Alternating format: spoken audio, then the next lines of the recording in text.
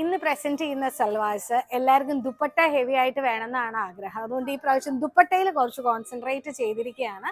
Body pieces plain ആണ്, ഒരു Chanderi mix ഉള്ള മെറ്റീരിയൽ ആണ് ബോഡിയിൽ വന്നിരിക്കുന്നത്. ടോപ്പ് ആൻഡ് ബോട്ടം പ്ലെയിൻ ആണ്, 3 അടിപൊളി കളേഴ്സാ.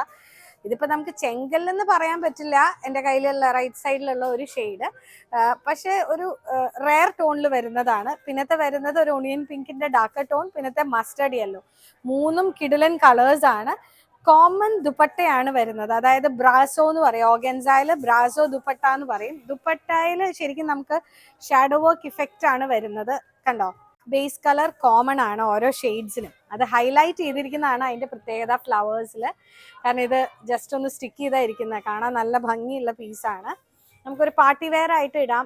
ഇപ്പൊ സ്ലീവ്ലെസ് ആയിട്ട് ഇടാൻ ഇഷ്ടമുള്ളവർക്ക് ഫ്രണ്ട് ആൻഡ് ബാക്ക് നെക്ക് നല്ല വൈഡ് സ്ലീവ്ലെസ് ടോപ്പ് ആയിട്ട് കൊടുത്തിട്ട് ഇത് ദുപ്പട്ടയായിട്ട് വെയർ ചെയ്ത് കഴിഞ്ഞാൽ പാർട്ടി വെയർ എന്നുള്ള ഒരു നല്ലൊരു ലുക്കാണ് ഇതിന് വരുന്നത് കേട്ടോ. ഷോൾസ് എല്ലാത്തിനും base shade black and common print with highlighting ആണ് വന്നിരിക്കുന്നത്. അത് കാണുമ്പോൾ പെട്ടെന്ന് ഹാൻഡ് പെയിന്റ് ആയിട്ട് തന്നെയാട്ടോ തോന്നുന്നത്. നല്ല ഭംഗിയുണ്ട്. എനിക്ക് ഈ ഷെയ്ഡ് നല്ല ഇഷ്ടപ്പെട്ടു, നല്ല ഭംഗിയുള്ള ഷെയ്ഡ്.